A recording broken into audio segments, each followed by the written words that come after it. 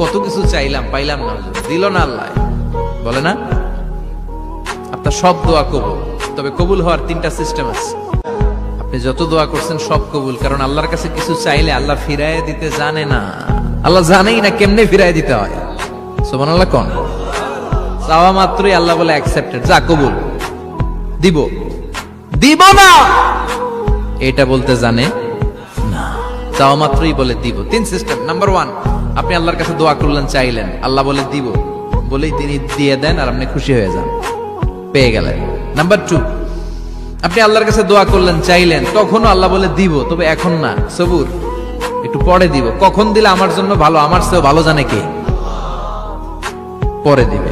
Number 3, চাইলেন, দোয়া করলেন, আল্লাহ তখনও বলে দেব, তবে এখনো না, পরেও না, কিয়ামতের দিন যেদিন বিপদে পড়বে ওই দিন দেব।